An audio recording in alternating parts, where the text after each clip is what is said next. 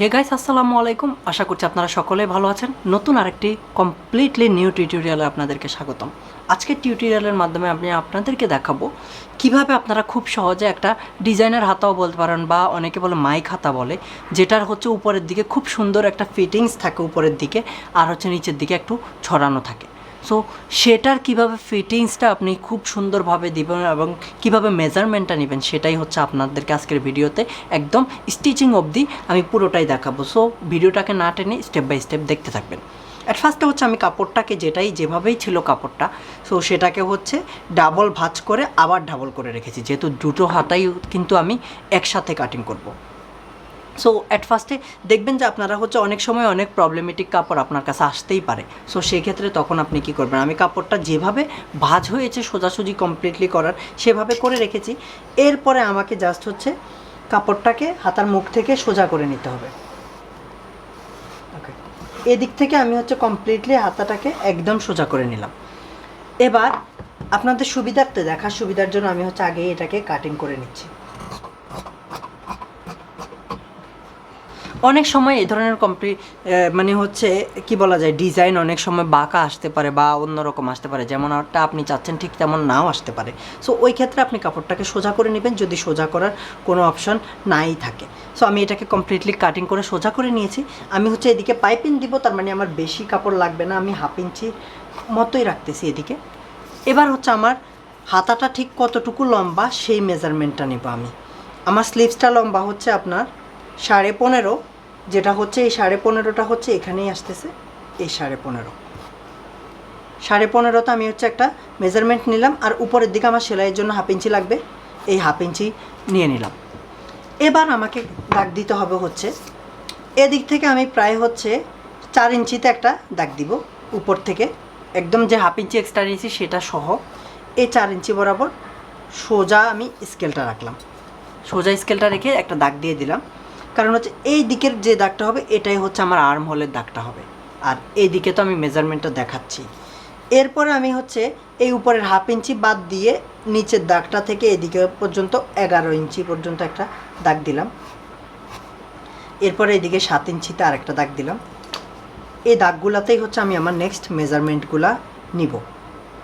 মানে হচ্ছে এই দাগটা হচ্ছে হাতার উপরের মাপটা, যেটা হচ্ছে গোল দাগটা নিব, আমি মাপটা নিব। আর এটা হচ্ছে আমার হাতার কোণের উপরের অংশটুকুর যে মাপটা সেটা। ওকে, সো এবার আমাকে কি করতে হবে, নর্মালি আমার হাতার উপরে যেহেতু আছে 13.5, তার মানে হচ্ছে 6.5 থেকে আরও 200টা বেশি, সেটা আমি এক্সট্রা মাপটা নিলাম।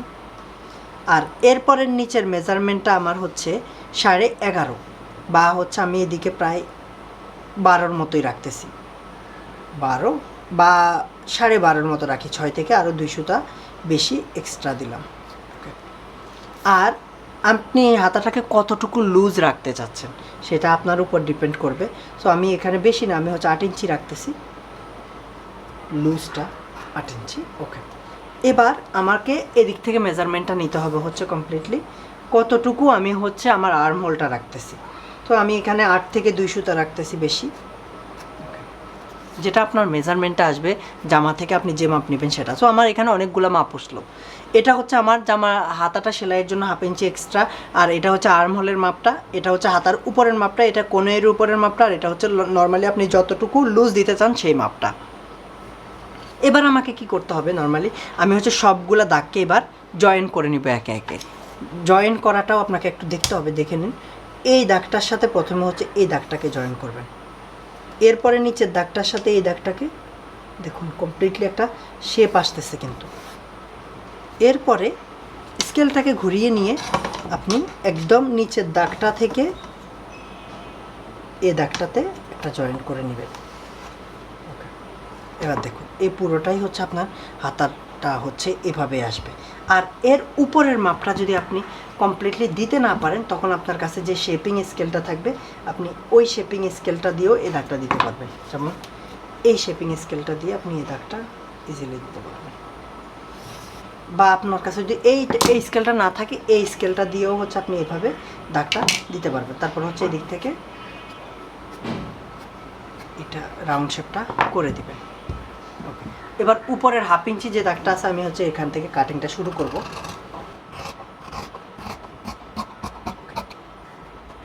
এবার এদিকে আপনি কতটুকু রাখতে চান সেটা 1 ইঞ্চি বা সোয়া 1 ইঞ্চি বা পৌনে 1 ইঞ্চি রেখে এরপরে হচ্ছে কাটিংটা করে নেবেন। পুরোটা এবার কাটিং শেষ। এবার আপনি চাইলে আপনার সুবিধার জন্য, সেলাইয়ের সুবিধার জন্য এদিকে আর্মহোলটা কোন জায়গায় আপনি ফিটিংস করবেন সেই জায়গায় একটা দাগ দিতে পারেন। এরপরে হাতার উপরের মাপটা কোন জায়গায়, তারপর নিচের মাপটা কোন জায়গায়, সেটার জন্য আপনি হচ্ছে মেজারমেন্টগুলোতে দাগ দিয়ে নিতে পারেন। বাট আমি দিচ্ছি না, কারণ হচ্ছে আমি আপনাদেরকে সেলাই করার সময় তো দেখাবই। সো আমরা এভাবে হাতাটা কাটিং করে নিলাম। এবার হচ্ছে আমরা কিভাবে হাতাটাকে স্টেপ বাই স্টেপ সেলাই করব সেটা আমি আপনাদেরকে মেশিনে দেখাচ্ছি। সো গাইস, মেশিনে যাওয়ার আগে আমাকে মেনলি যে কাজটা করতে হবে, নর্মালি আমি হচ্ছে হাতার মুখে যেহেতু পাইপিং দিব, পাইপিং দেওয়ার জন্য আমার কাছে যে কাপড়টা আছে আমি এই কাপড়টাকে ইউজ করব। একদম সোজা একটা কাপড় নেব।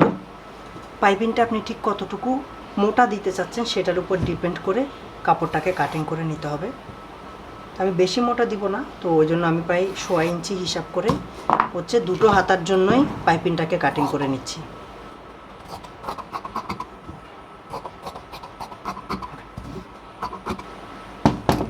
এটা আমার হাতার মুখে সেলাইয়ের জন্য লাগবে। সো গাইস, এট ফার্স্ট মেশিনে আসার পর আমাদের কাজ হচ্ছে আমরা হচ্ছে যে স্লিভসটা কাটিং করছি, স্লিভসটার হাতার মুখের মধ্যে হচ্ছে যেহেতু 1/2 ইঞ্চি রাখছিলাম, আমরা হচ্ছে একটা পাইপিং ক্রিয়েট করব। সেই পাইপিংটা কিভাবে করতে হবে সেটা দেখাবো। আমি একটা হাতেই আপনাদেরকে কমপ্লিট করে দেখাবো এট ফার্স্টে। স্লিভসের এটা হচ্ছে সোজা পাশটা আর এটা হচ্ছে উল্টা দিকটা। সোজা দিক যেহেতু, এই যে আমি বললাম যে হাতাটা কেন বাঁকা হয়েছে, দেখুন হাতের ডিজাইনটাই বাকি। এই যে আমরা যে কাপড়টা নিছি এটা প্রায় হচ্ছে 1 থেকে 1.5 ইঞ্চির মতো আছে। এটারে ডাবল করে নিচ্ছি অ্যাট ফার্স্টে। এরপর এই দিকে হচ্ছে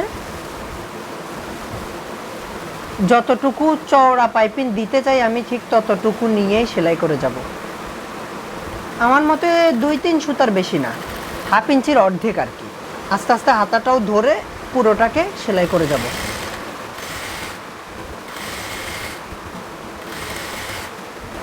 এবার এই যে এইদিকে হচ্ছে আমার ঠিক দেখুন কতটুকু আমি রেখেছি, এর চেয়ে বেশিও না কমও রাখার প্রয়োজন নেই। কারণ হচ্ছে এরপর আমি হচ্ছে সোজা পার্টেই এটাকে সেলাই করেছি। সোজা পার্টে সেলাই করার পর এবার হচ্ছে আমি এটাকে উল্টা পার্টের দিকে নিয়ে যাব। তো উল্টা পার্টে ফোল্ডিং করে আস্তে আস্তে ধরবো, এ ঠিক সেমভাবে আমি এতটুকুই পাইপিং দেখাবো এখানে, ঠিক এভাবে থাকবে। এই পাইপিংয়ের পাশ দিয়েই হচ্ছে আমি এখন সেলাইটা দিব। এবার দেখুন আস্তে আস্তে ধরে ধরে যাতে পাইপিংটা পুরোটাই ভিতরে থাকে সেটা খেয়াল রাখতে হবে।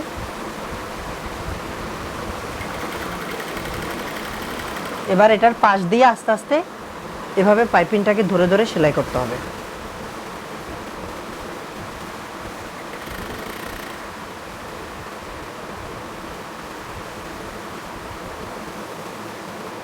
আপনি এই কাজটা যত আস্তে ধীরে করবেন দেখবেন ততটাই সুন্দর হবে এবং নিখুঁত হবে। এই যে পাইপিংটা ঠিক এভাবেই ক্রিয়েট হবে পুরো হাতার মধ্যেই। এই যে ভিতরের দিকের অংশটা যাতে করে এটার ভিতরেই থাকে সেটা অবশ্যই খেয়াল রাখবেন যাতে এটা বাহিরে না যায়।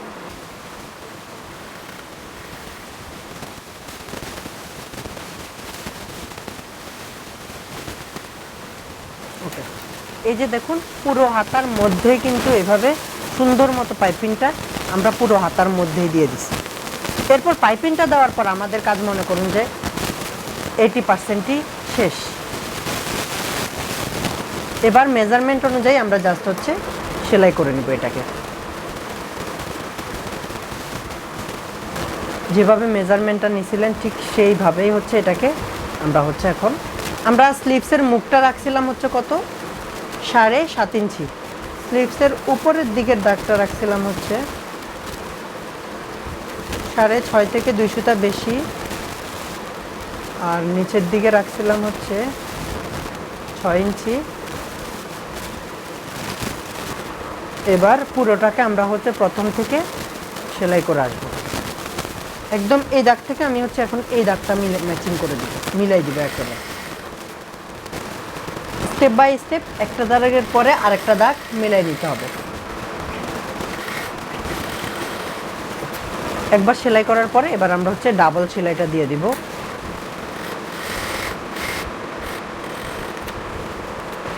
এবার স্লিভসের মুখে আমরা হচ্ছে এক্সট্রা একটা কাজ করব। এবার হচ্ছে এই কাজটা করার পর পুরো হাতাটা সেলাই করার পরে এবার হচ্ছে আমরা স্লিভসটাকে ওভারলক করে নিয়ে আসব। স্লিভসটাকে ওভারলক করার পর পুরো হাতার মধ্যে স্লিভসটাকে ওভারলক করে নিয়ে আসছি। ওভারলক করার পর এবার হচ্ছে আমরা যেহেতু সামনের উপরের দিক থেকে যাতে ভিতরের কাপড়টা দেখা না যায় সোজা পাট থেকে, ওই জন্য হচ্ছে আমরা এটাকে ঠিক সেমভাবে ধরে এবার হচ্ছে এটা একটা সেলাই দিই যাতে এটা ভিতরের দিকেই থাকে, বাহিরের দিকে না আসে।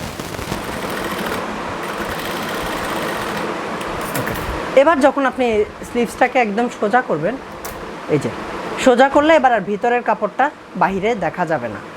এই যে ঠিক সেমভাবেই হচ্ছে আপনারা এইভাবেই খুব ইজিলি আর খুব সুন্দরভাবে হচ্ছে এই স্লিভসটাকে আপনারা সেলাই করতে পারেন। এরপরে হচ্ছে আপনারা তো জামার মধ্যে লাগানো কীভাবে হয় আমি অন্যান্য ভিডিওগুলোতে দেখাইছি, আপনারা দেখে নিতে পারেন। সো হোপফুলি আপনাদের আজকের ভিডিওটা ভালো লাগছে। যদি ভালো লাগে অবশ্যই আমার পেজটাকে লাইক করবেন, চ্যানেলটাকে সাবস্ক্রাইব করবেন আর গেট নোটিফিকেশন বাটনটা দিয়ে সাথেই থাকবেন। দেখা হচ্ছে পরবর্তী কোনো ভিডিওতে। আল্লাহ হাফেজ।